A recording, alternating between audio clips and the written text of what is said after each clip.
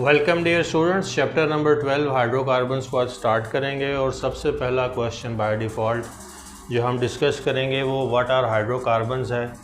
So hydrocarbons are compounds consisting of carbon and hydrogen only. So इसमें जो classes organic compounds के involve हैं, यानी कि जो हाइड्रोकार्बन्स हैं स्पेसिफिकली वो अल्केन्स हैं, अल्कीन्स हैं, अल्काइंस हैं, साइक्लिक नॉन एरोमेटिक हैं और एरोमेटिक कंपाउंड्स हैं। अब इनको बारी बारी थोड़ा सा देख लेते हैं कि हम इनको समझ लेते हैं कि अल्केन्स क्या हैं। अल्केन्स जो हैं ये सैचुरेटेड हैं हाइड्रोकार्बन्स। सैचुरेशन का मतलब ये है कि कोई भी डबल या ट्रिपल बॉन्ड नहीं है। हर कार्बन दूसरे कार्बन के साथ सिंगल बॉन्ड से कनेक्टेड है। तो ये वाली क्लास जो है, जैसे कि ये एक 3 कार्बन का कंपाउंड आपके सामने बना रहा हूँ, this is called a propane. This consists of 3 carbon atoms connected with each other by a single covalent bond. Rest of the valencies of each carbon are filled by hydrogens because carbon is tetravalent. So alkanes are saturated hydrocarbons. They have no functional group. Point ये है कि alkanes जो हैं इनमें हर bond single bond है, इसीलिए ये reactive भी नहीं है। लेकिन बहरहाल ये बात तो आगे आएगी। अभी के लिए इसका इतना ही काफ़ी है कि इसमें सैचुरेशन है। सैचुरेशन का मतलब ये है कि एक सिमेट्री है, symmetry with respect to the structure as there is no double and triple bond involved. Alkenes की अगर हल्की सी बात करें तो अल्कीन्स जो हैं ये अनसैचुरेटेड हाइड्रोकार्बन्स हैं। अनसैचुरेटेड का मतलब ये है कि इनमें एटलीस्ट एक डबल बॉन्ड प्रेजेंट होगा 2 कार्बन्स के दरमियान।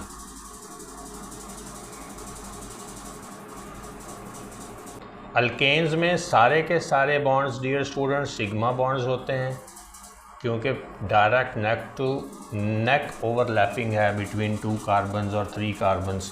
2 कार्बन्स आपस में जो इंटरेक्शन है वो कोवलेंट बॉन्ड से है, डबल या ट्रिपल बॉन्ड नहीं है। तो सारे बॉन्ड्स जो direct neck to neck overlapping के नतीजे में between the nuclei of the bonded atoms होते हैं उनको सिग्मा बॉन्ड्स कहते हैं। अल्केन्स जो है ये अनसैचुरेटेड है। इसकी भी एक मैं मिसाल लिखता हूँ। यहाँ पे ये अनसैचुरेशन है, ये भी 3 कार्बन अल्कीन है। और यहाँ पे अगर आप देखेंगे तो इसका नाम भी रख लेते हैं। ये प्रोपेन था, ये प्रोपीन है। और 1 नंबर पे डबल बॉन्ड है तो इसका नाम 1 प्रोपीन है। तो 1 propene is an unsaturated hydrocarbon belonging to the class alkenes, and now it contains 1 sigma bond and 1 pi bond. 1 sigma bond and 1 pi bond. तो एक पाई बॉन्ड का प्रेजेंट होना ज़रूरी है for a hydrocarbon to be called unsaturated. Alkenes के case में एक sigma bond एक से ज़्यादा भी हो सकता है। कम से कम एक सिग्मा बॉन्ड मैंने लिखा है बताने के लिए कि पाई बॉन्ड मैंडेटरी है। सिग्मा बॉन्ड्स की तादाद वेरी कर सकती है depending upon the number of the carbons. यहाँ अगर गिने तो सिग्मा बॉन्ड्स अगर हम इस कार्बन्स के दरमियान ही गिने तो ये 1 और 2 हैं।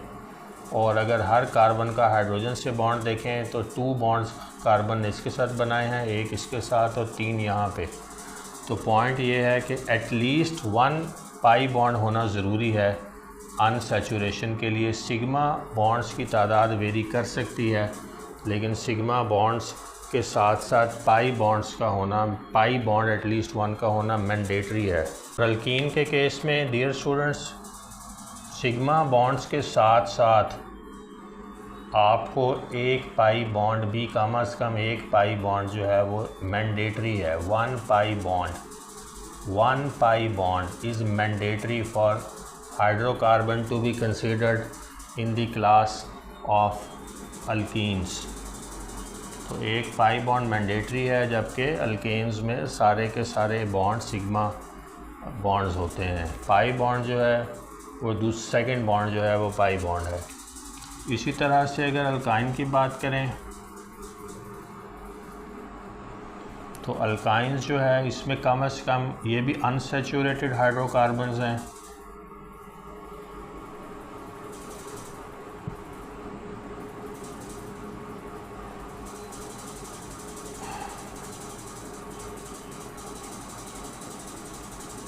और इसका एक मेंबर अगर 3 कार्बन का बनाएं तो वो कुछ इस तरह का होगा। कार्बन की वैलेंसीज का ध्यान हमें रखना पड़ता है, क्योंकि कार्बन जो है वो टेट्रावेलेंट है। यहाँ इसने 4 बॉन्ड फॉर्म कर लिए हैं, तो इसके साथ हाइड्रोजन नहीं लगेगी। यहाँ एक हाइड्रोजन की गुंजाइश है। सो दिस कंपाउंड 1 नंबर पर ट्रिपल बॉन्ड है, तो इसको 1 और प्रोपाइन कहेंगे। आइन जो है वो अल्काइन से आया है। तो ये जो है यहाँ पे जो कंडीशन है मैंडेटरी वो 2 पाई बॉन्ड्स की है। तो ये अनसैचुरेटेड हाइड्रोकार्बन्स अल्कीन्स और अल्काइंस हैं, जबकि सैचुरेटेड हाइड्रोकार्बन्स सिर्फ जो हैं वो अल्केन्स हैं। तो अब जो है साइक्लिक की बात कर लेते हैं, नॉन एरोमेटिक और एरोमेटिक की। साइक्लिक नॉन एरोमेटिक की अगर बात करें तो उससे पहले हम एरोमेटिक की बात कर लेते हैं। एरोमेटिक हाइड्रोकार्बन्स वो हैं जिसमें बेंजीन रिंग इन्वॉल्व हो। 6 कार्बन अगर हेक्सागोन में जुड़ी हों, ये एक कार्बन, ये दूसरी कार्बन, ये तीसरी कार्बन, ये चौथी और यहाँ पे, तो ये अल्टरनेट डबल बॉन्ड्स के साथ, तो ये एरोमेटिक हाइड्रोकार्बन है, क्योंकि इसका नाम बेंजीन है और इसको एरोमेटिक कहते हैं। अब इसके आगे सब्स्टिट्यूएंट्स हैं। यहाँ पे क्योंकि सिर्फ हाइड्रोकार्बन्स की बात हो रही है तो सब्स्टिट्यूएंट्स नहीं गिनेंगे, सिर्फ यहाँ पे बेंजीन के रिंग की बात करेंगे हाइड्रोकार्बन्स के कॉन्टेक्स्ट में, वो ये है। और जनरली इसको डियर स्टूडेंट्स किस तरह से बनाया जाता है? जनरली इसको टाइम बचाने के लिए 6 कॉर्नर्स शोइंग 6 कार्बन एटम्स और बीच में ये एक गोल दायरा बना दिया जाता है। और ये गोल दायरा ये बताता है कि ये अल्टरनेट डबल बॉन्ड्स हैं जिनमें जो फ्री इलेक्ट्रॉन्स हैं वो रिवॉल्व कर रहे हैं। Double bond is pi bond, so you have 3 pi bonds in benzene और बाकी वैलेंसीज हाइड्रोजन से पूरी होंगी।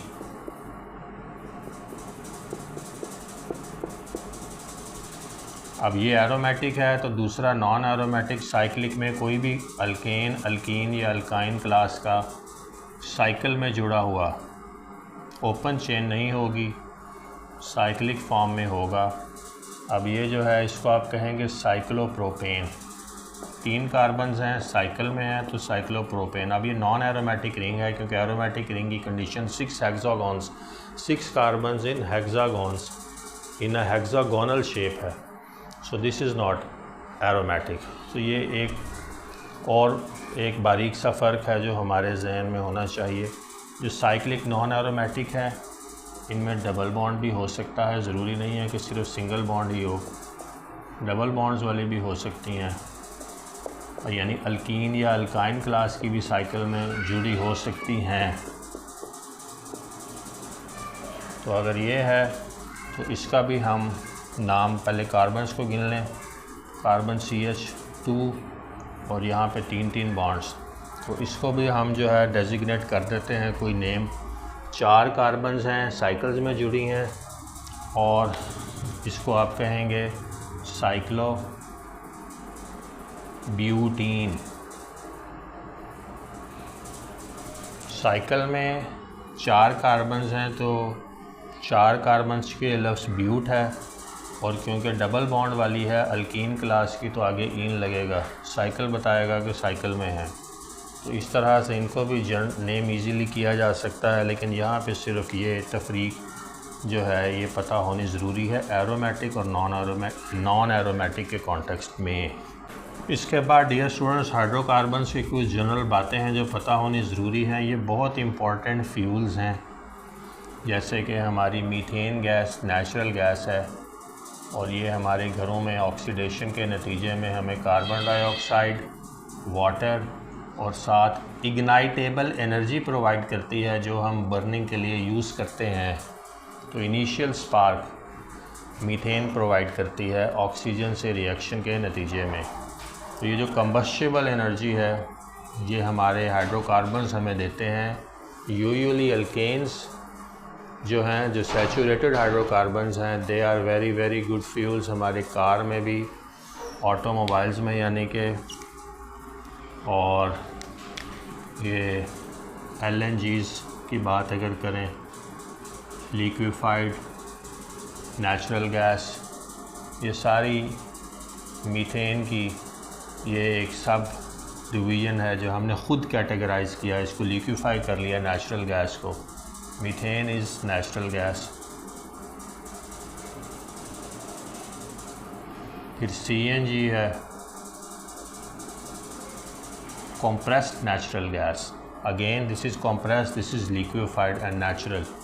तो इनके अपने अपने यूजेस हैं। CNG सिलेंडर्स कार्स में यूज़ होते हैं, LNG सिलेंडर्स हमारे घरेलू सिलेंडर्स हैं, और जस्ट टेम्परेचर और प्रेशर की वेरिएशन से ये हम अपनी अपनी मर्ज़ी से ज़रा गेज प्रेशर की यूटिलाइजेशन के हिसाब से वेरिएशन करने के लिए वेरी करते हैं। बाकी ये भी मीथेन है प्राइमरीली, और ये भी मीथेन है प्राइमरीली, और हमारी नेचुरल गैस जो है वो हमें एनर्जी प्रोवाइड करती है। इसके अलावा जितने भी हायर अल्केन्स हैं वो फ्यूल्स के तौर पर यूज़ होते हैं। मैंने यहाँ फ्यूल्स का लफ्ज़ लिखा है। जो हायर अल्केन्स का मतलब ये है कि कार्बन नंबर 4 से लेके जो अपवर्ड है, कार्बन नंबर 4 से लेके टू कार्बन नंबर 20 तक कह लें, ये वाली जो अल्केन्स हैं ये हमारी कैरोसिन ऑयल हैं,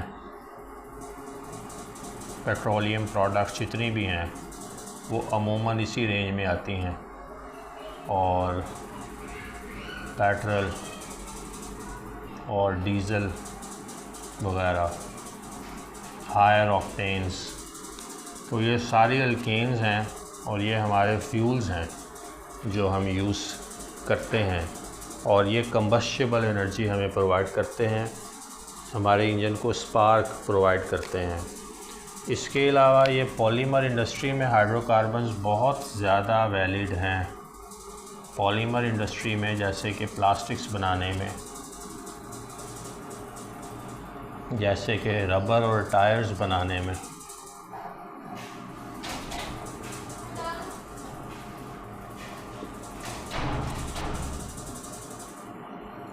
तो ये मोनोमर यूनिट्स हैं, रिपीटेड मोनोमर यूनिट्स, जैसे कि ये एक रिपीटेड मोनोमर यूनिट है 20 नंबर N। इस तरह के रिपीटेड मोनोमर यूनिट्स किसी भी तरह की हाइड्रोकार्बन के depending on the usages, double bond यानी सैचुरेशन वाली, अनसैचुरेटेड वाली, हम अपने मुख्तलिफ पॉलीमर्स में जो है उनको मोनोमर यूनिट्स, ये एक मोनोमर यूनिट है याद रखिएगा। और इस तरह के बहुत सारे monomer units 20 number N connect कर तो एक पॉलीमर अपनी मर्ज़ी का हासिल किया जा सकता है। जो हमारा प्लास्टिक का पॉलीमर है ये इथाइलिन है, इसमें जो मोनोमर यूनिट है वो हमारा इथाइलिन है। ये जो इथाइलिन है ये to any number N connected होता है, और ये जो है हमें पॉलीथीन बैग, ये इथीन से है, polyethene, so many ethene units are connected to form a polyethene plastic bag.